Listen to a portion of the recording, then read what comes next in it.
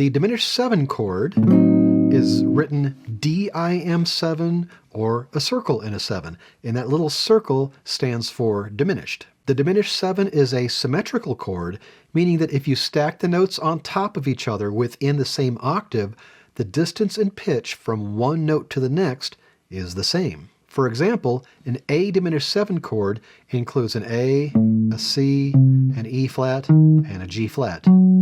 If you plot those notes out on one string, you'll find that every single one of these notes is 3 frets away from its neighbor. If we add another A an octave higher than the original A, that note is 3 frets away from this G flat, and the sequence starts all over again. The symmetry of a diminished 7 chord makes it flexible. Depending on the key and the surrounding chords, this A diminished 7 can function as an A diminished 7, C diminished 7, E flat diminished 7, or a G flat diminished 7. You could also call that last chord an F sharp diminished 7 because G flat and F sharp are enharmonically equivalent. Now, if we shift each note 1 fret higher, we get an A sharp diminished 7, which again can function as one of 4 chords: A sharp, C sharp, E, or G diminished 7. Shift another fret higher, we get B diminished 7, D, F, or A flat diminished 7, which you could also call a G sharp diminished 7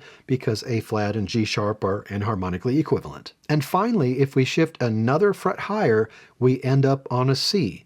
But remember that this C is part of the A diminished 7 series.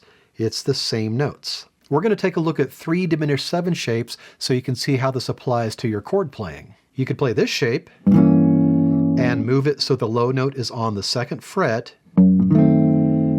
If you consider this note on the 6th string to be your root note, you could call it an F sharp diminished 7. If you move it 3 frets higher, it contains the same notes, just in a different order, so you could still think of this as an F sharp diminished 7. Same if you move another 3 frets higher, and another 3 frets higher.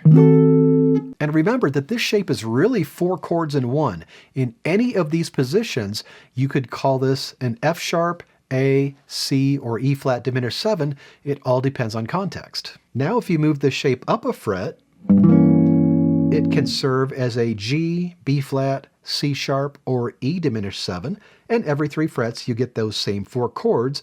The notes are just rearranged. Move it 1 fret higher, and then every 3 frets you have a G sharp, B, D, or F diminished 7. And the same concept applies to this diminished 7 shape played on the middle 4 strings.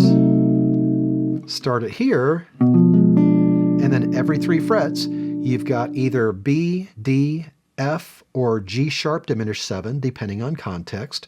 Move it 1 fret higher, and then every 3 frets you have another set of diminished 7 chords. Move it yet another fret higher, and you have a 3rd set of diminished 7 chords. And again, the name you give any of these shapes depends on the key and the way the notes are spelled, but you play them all the same way. This shape is very handy for chord melody playing and for improvisation. If I play it here, then every 3 frets I have an E flat, F sharp, A, or C diminished 7. If I play it here, then every 3 frets I've got an E, G, B flat, or C sharp diminished 7.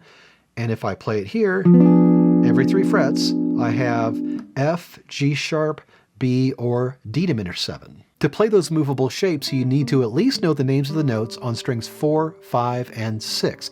If you need help in this area, check out this video to start learning the fretboard. And for more guitar lessons, music theory, and solo guitar arrangements, please subscribe.